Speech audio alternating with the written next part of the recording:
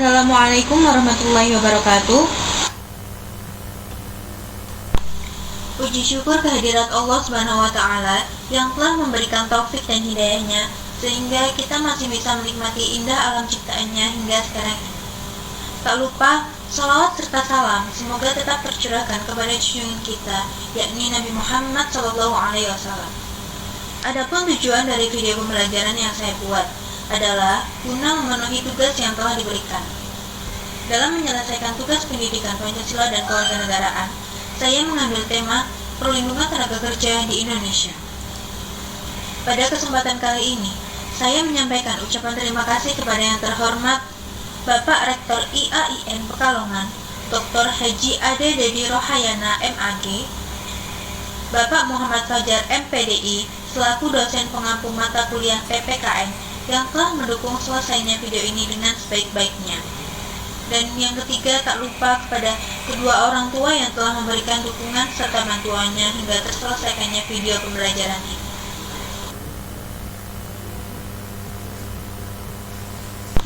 Saya Syafa Amalia Noviana, NIM 2120326, mahasiswa IAIN Pekalongan dari Fakultas Tarbiyah Ilmu Keguruan Prodi Pendidikan Agama Islam. Di sini saya akan sedikit menerangkan mengenai perlindungan tenaga kerja di Indonesia. Yang pertama, saya akan menerangkan mengenai pengertian tenaga kerja. Dalam pasal 1 ayat 2 Undang-Undang Nomor 13 Tahun 2003 tentang Ketenagakerjaan telah disebutkan bahwa tenaga kerja adalah setiap orang yang mampu melakukan pekerjaan baik di dalam maupun di luar hubungan kerja guna menghasilkan barang atau jasa untuk memenuhi kebutuhan sendiri maupun masyarakat. Tenaga kerja merupakan modal utama serta pelaksanaan dari pembangunan masyarakat Pancasila. Tujuan terpenting dari pembangunan masyarakat tersebut adalah kesejahteraan rakyat termasuk tenaga kerja.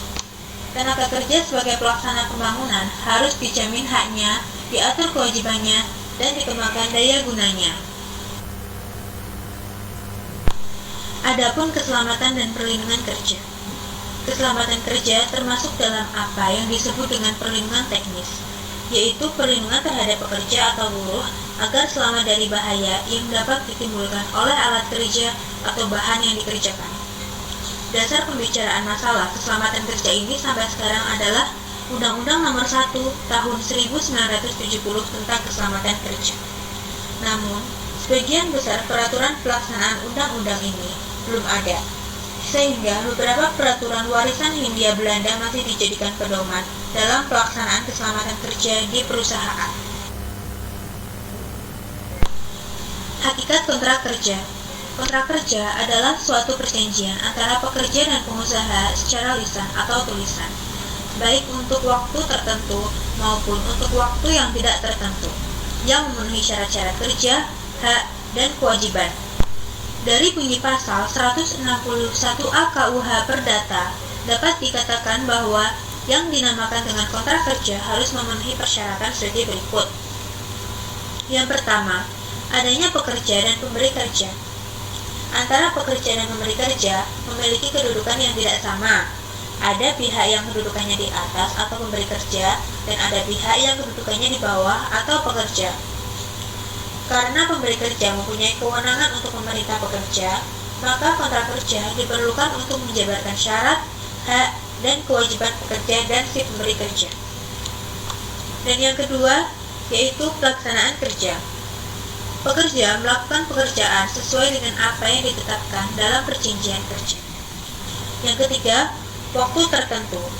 Pelaksanaan kerja dilakukan dalam kurun waktu tertentu yang telah ditetapkan oleh pemberi kerja.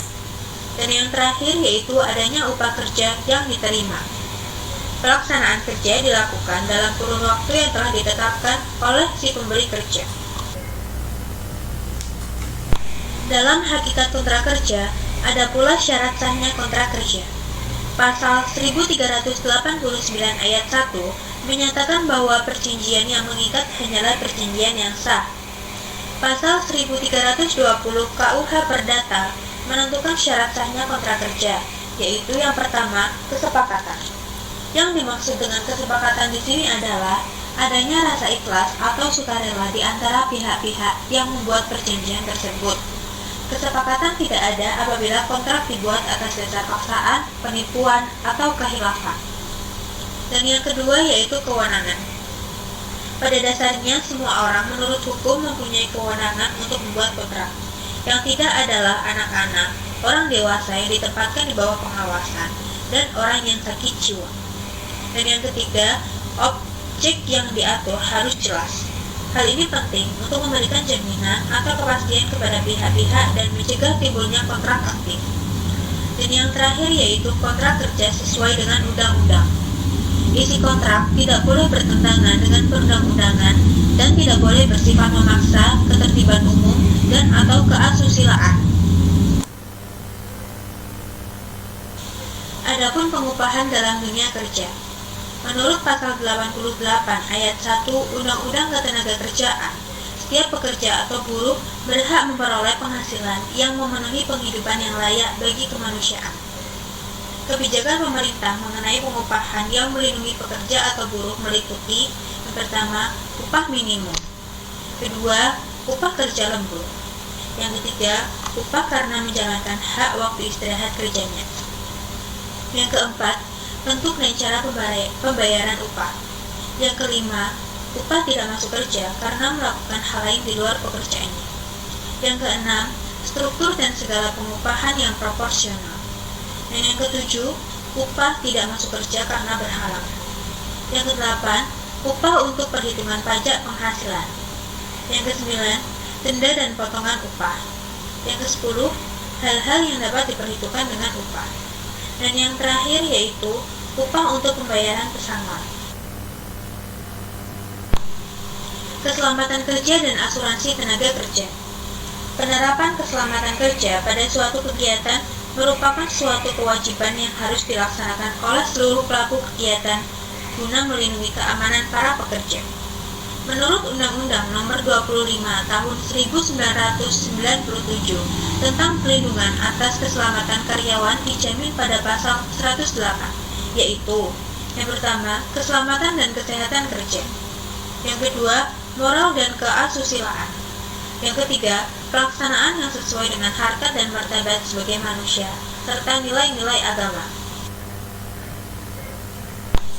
Adapun tujuan dari keselamatan kerja, yaitu yang pertama, sumber produksi terpelihara dan dipergunakan secara aman dan efisien; yang kedua, menjamin keselamatan setiap orang lain yang berada di tempat kerja; dan yang terakhir yaitu melindungi keselamatan pekerja dalam melakukan pekerjaannya untuk kesejahteraan hidup dan meningkatkan produktivitas nasional. Lalu, apa itu yang dimaksud dengan asuransi tenaga kerja? Asuransi tenaga kerja adalah perjanjian antara dua pihak atau lebih dengan mana pihak penanggung mengikatkan diri kepada tertanggung dengan menerima premi asuransi kepada perusahaan untuk keselamatan kerja.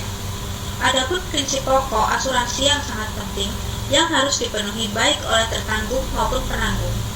Prinsip tersebut meliputi: yang pertama, prinsip iktikat baik; yang kedua, prinsip kepentingan yang dapat diasuransikan; yang ketiga, prinsip ganti rugi; yang keempat, prinsip perwalian; yang kelima, prinsip kontribusi; dan yang terakhir yaitu prinsip sebab akibat.